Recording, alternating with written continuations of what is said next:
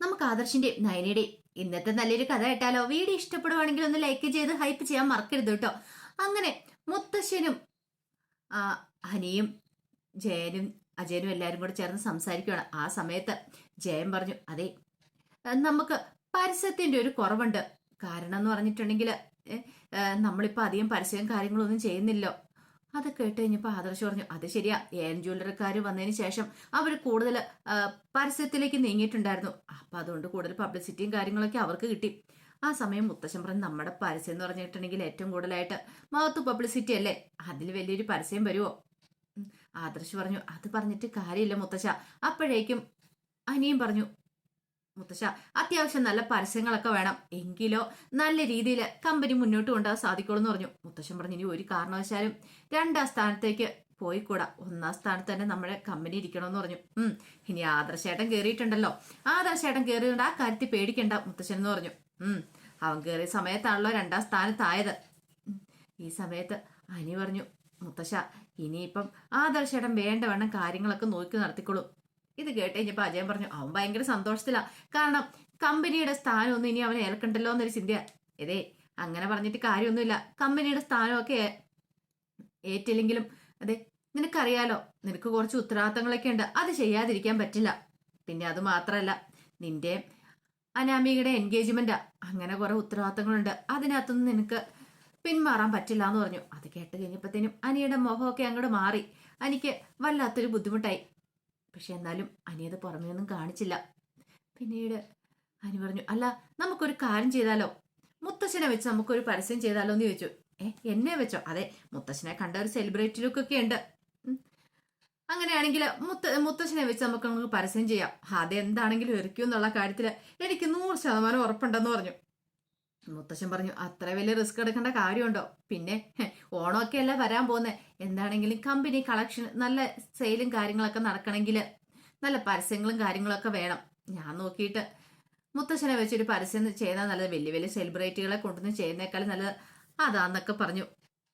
കുറച്ച് കഴിഞ്ഞ് ആദർശ് വന്ന് ഇപ്പൊ നയനെ അവിടെ എല്ലാം നോക്കി നിൽക്കുവാണ്. നീ ഇതെന്താ നോക്കി നിൽക്കുന്നത്? അതെ, എന്റെ ഓരോ ഡിസൈൻ കാര്യങ്ങളൊക്കെ നോക്കുക. ആഹാ, അപ്പൊ നിനക്ക് ഇത് കണ്ട് മതിയായില്ലേന്ന് ചോദിച്ചു. അതങ്ങനെ പെട്ടെന്ന് മതിയാവുന്ന കാര്യമാണോ? അപ്പോഴേക്കും ആദർശ് പറഞ്ഞു, അതെ, ഇപ്പൊ ഞങ്ങൾ എല്ലാരും കൂടി ഒരു ചർച്ച ചെയ്യുമായിരുന്നു. എന്താന്ന് വെച്ചിട്ടുണ്ടെങ്കിൽ ഓണമൊക്കെ അല്ല വരാൻ പോകുന്നത്, അത് മാത്രല്ല കമ്പനിയിൽ നല്ല പരസ്യങ്ങളും കാര്യങ്ങളൊക്കെ വേണം, എങ്കിലോ ജ്വല്ലറി നല്ല സെയിലും കാര്യങ്ങളൊക്കെ നടക്കുള്ളൂ. അപ്പൊ പിന്നെ നല്ല നല്ല പരസ്യങ്ങൾ കൊടുക്കണം. അതിനെന്താ ചെയ്യണ്ടേ, ആരെ വെച്ച പരസ്യം ചെയ്യുന്നതിനെ കുറിച്ചൊക്കെ ആലോചിക്കുമായിരുന്നു. ഇത് കേട്ടപ്പോ നയന പറഞ്ഞു, ആദർശേട്ടാ, ലോകകപ്പ് നടന്നുകൊണ്ടിരിക്കുവല്ലേന്ന് ചോദിച്ചു. അതിന് ഒരു കാര്യം ചെയ്യാം, ലോകകപ്പ് വെച്ച് തന്നെ നമുക്കൊരു പരസ്യം കൂടെ ഉണ്ടാക്കിയെടുക്കാന്ന് പറഞ്ഞു. ലോകകപ്പ് വെച്ചോ? അതെ, ലോകകപ്പ് ഫുട്ബോൾ അല്ലേ നടന്നുകൊണ്ടിരിക്കണേ, അപ്പൊ പിന്നെ കാര്യങ്ങളൊക്കെ എളുപ്പല്ലേ, നമുക്ക് പ്രവചന മത്സരം നടത്താന്ന് പറഞ്ഞു. പ്രവചന മത്സരമോ?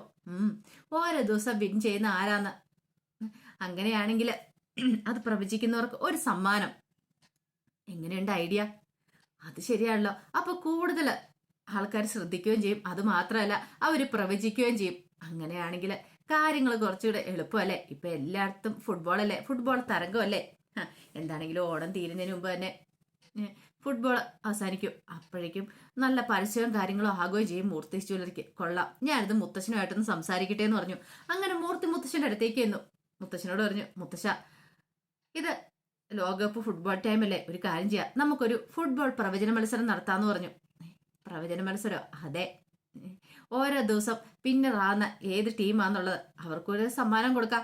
അവസാനം ഫൈനലിലെത്തുന്ന ടീമിനെ കുറിച്ച് പ്രവചിക്കുന്നവർക്ക് നല്ല സമ്മാനം, പിന്നെ കപ്പടിക്കുന്ന ആരാന്നുള്ളതിനെ കുറിച്ചും ഒരു സമ്മാനം, അച്ചിരി വിലപിടിപ്പുള്ള സമ്മാനം കൊടുക്കുകയാണെങ്കിൽ എങ്ങനെയുണ്ട് ഐഡിയ?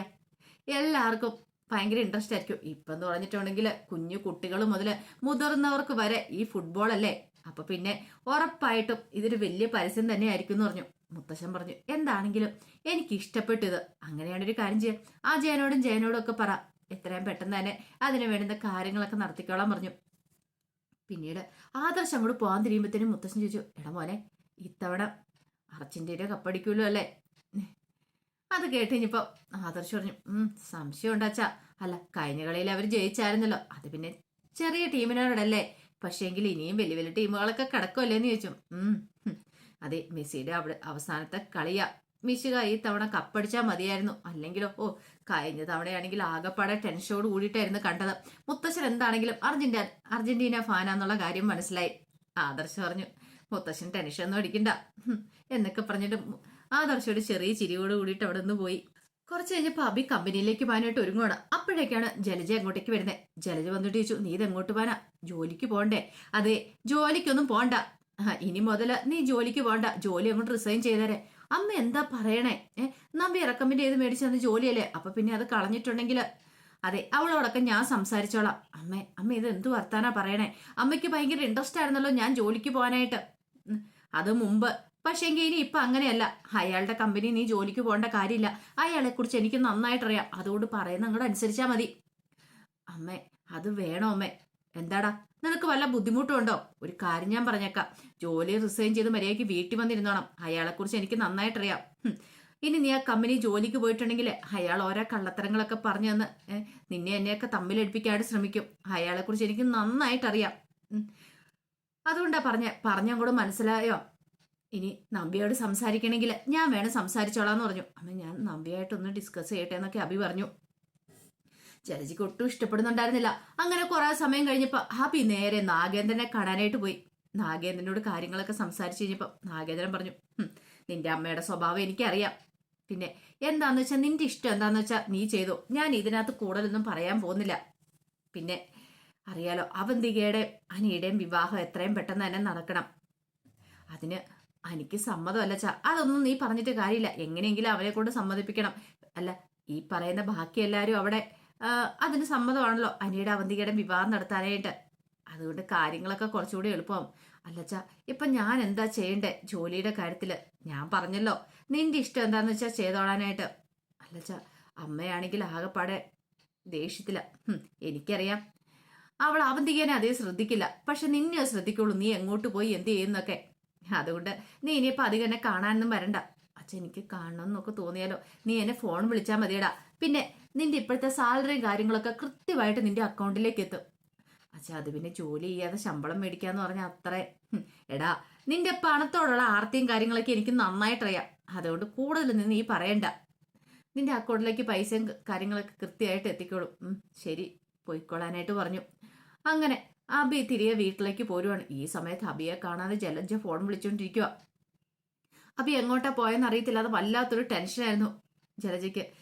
അബിയാണെ കോളോട്ട് എടുത്തതും ഉണ്ടായിരുന്നില്ല.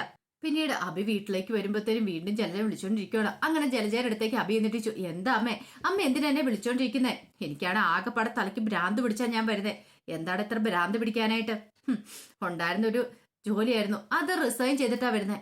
നീ ജോലി റിസൈൻ ചെയ്തോ? പിന്നല്ലാതെ അമ്മയല്ലേ പറഞ്ഞ ജോലി റിസൈൻ ചെയ്യാനായിട്ട്. സ്വന്തം കമ്പനിയിൽ നിന്ന് ഇറക്കി വിട്ട് കഴിഞ്ഞപ്പോഴത്തേനും പിന്നെ ആകെയുള്ള പ്രതീക്ഷ ആ ജോലിയായിരുന്നു. അതാണെങ്കിലോ നവ്യയുടെ റെക്കമെൻഡേഷനിൽ കിട്ടിയതാ.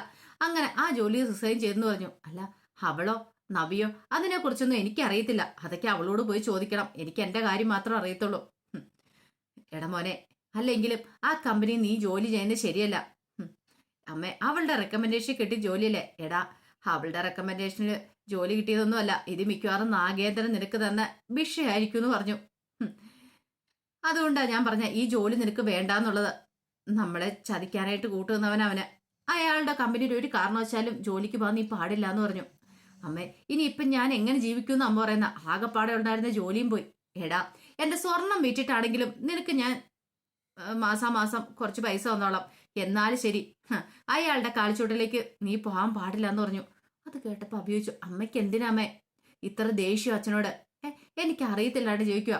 അതെ, തൽക്കാലത്തേക്ക് നീ അറിയേണ്ട കാര്യമില്ല. അതൊന്നും ഞാൻ ഓർക്കാൻ ഇഷ്ടപ്പെടാത്ത കാര്യങ്ങളാ. ഇനിയിപ്പം നിന്റെ മുത്തശ്ശനോട് ചോദിച്ചാൽ മുത്തശ്ശൻ പോലും പറഞ്ഞെന്നിരിക്കില്ല. ആയിക്കോട്ടെ, എന്തെങ്കിലും ഒരു ദിവസം സത്യങ്ങളൊക്കെ ഞാൻ അറിയാതിരിക്കില്ല. എന്തെങ്കിലും ഒരു ദിവസം ഞാൻ അറിഞ്ഞോളാന്നൊക്കെ പറഞ്ഞു. ആ സമയത്ത് ജലജ പറഞ്ഞു, എടാ എനിക്ക് അയാളെക്കുറിച്ച് പറയുമ്പോൾ തന്നെ കേൾക്കുമ്പോൾ തന്നെ ദേഷ്യമാണ്. അത് കേട്ടുകഴിഞ്ഞപ്പോൾ അഭി പറഞ്ഞു, അല്ല ഈ പറയുന്ന ആദർശേട്ടനും മുത്തശ്ശനും ഒക്കെ അയാളെ കണ്ടിട്ടുണ്ടെന്ന് പറയുന്നുണ്ട്. പക്ഷെ ഇതുവരെയായിട്ട് അയാൾ പുറത്തിറങ്ങിയിട്ടില്ലോ. അയാൾ പുറത്തിറങ്ങിയാലും നീ കമ്പനിയിൽ നിന്ന് റിസൈൻ ചെയ്തില്ലായിരുന്നെങ്കിൽ റിസൈൻ ചെയ്തുകൊണ്ട് ഇനിയിപ്പോൾ പുറത്തിറങ്ങുമെന്ന് അറിയില്ല. അയാളെ എന്താണെങ്കിലും കാണാതിരുന്നാൽ മതി എന്നൊക്കെ പറഞ്ഞു.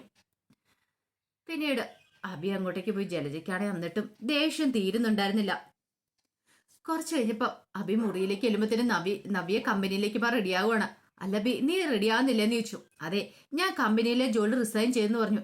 റിസൈൻ ചെയ്തോ? അമ്മയ്ക്ക് അതിനോട് താല്പര്യമില്ല, അതുകൊണ്ട് അമ്മ പോകണ്ടെന്ന് പറഞ്ഞോണ്ട് ഇനി ഒരു പ്രശ്നം ഉണ്ടാവണ്ടല്ലോ എന്ന് കരുതിയിട്ടാ. എനിക്ക് എന്തായാലും പോകാതിരിക്കാൻ പറ്റില്ല, എന്നെ ഡേവിഡ് സാറ് വിളിച്ചിട്ടുണ്ടെന്ന് പറഞ്ഞു. അതെ, എനിക്കാണെങ്കിൽ എന്ത് ചെയ്യണമെന്ന് അറിയത്തില്ല. എടാ, സത്യത്തിൽ നീ നിന്റെ അച്ഛനെ കണ്ടിട്ടുണ്ടോന്ന് ചോദിച്ചു. ഞാനെങ്കിലും കണ്ടിട്ടൊന്നുമില്ല എന്ന് പറഞ്ഞു. അബി കള്ളത്തരം തന്നെയാണ് പറയണത്.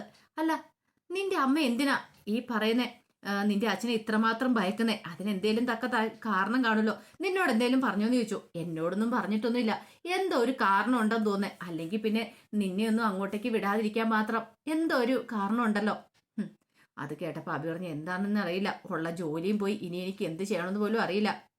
എടാ, നിന്നെ ആ കമ്പനി മാനേജരാക്കിയത് എന്റെ റെക്കമെൻഡേഷൻ കൊണ്ടൊന്നും അല്ലാന്ന് തോന്നേ. നിന്റെ അച്ഛന്റെ കമ്പനിയല്ലേ, അതുകൊണ്ട് നിന്റെ അച്ഛൻ തന്നെ തീരുമാനം എടുത്തായിരിക്കും. പക്ഷേ എനിക്ക് പോകാതിരിക്കാൻ പറ്റില്ല, ഞാൻ അവിടേക്ക് പോട്ടെ. എടി, നിന്നോടും ചിലപ്പോൾ അമ്മ പറയായിരിക്കും ഇനി അവിടേക്ക് പോകണ്ടെന്ന്.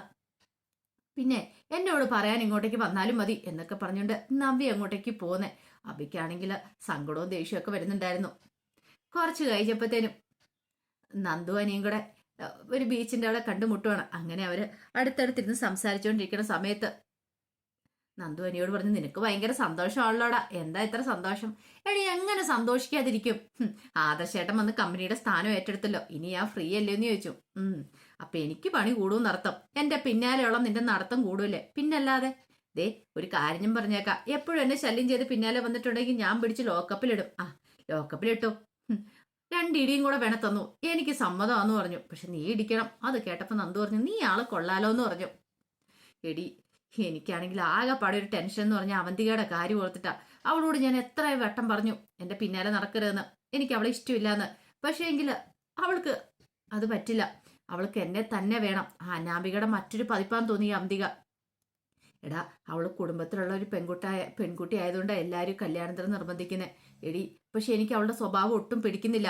അവൾക്ക് എന്തൊക്കെയോ മുഖംമൂടി ഉണ്ടെന്ന് എനിക്ക് തോന്നേ. പക്ഷെ എനിക്കങ്ങോട്ട് പിടിക്കുന്നില്ല അവളെ. ആരൊക്കെ എന്തൊക്കെ പറഞ്ഞാലും എൻ്റെ മനസ്സിൽ ഒരേ ഒരു പെണ്ണേ ഉള്ളൂ, അത് നീ മാത്ര. ആരുടെയും കഴുത്തിൽ താലിയാൻ കിട്ടുന്നുണ്ടെങ്കിൽ അത് നിന്റെ കഴുത്തലാന്ന് പറഞ്ഞു. അത് കേട്ടപ്പോൾ നന്ദു അനിയെ നോക്കി, എന്നിട്ട് അനിയുടെ തോളിലേക്ക് ചായുവാണ്, അനിയെ കെട്ടിപ്പിടിച്ചോണ്ട്. ആ സമയത്താണ് നവീന്റെ വരവ് അങ്ങോട്ടേക്ക്.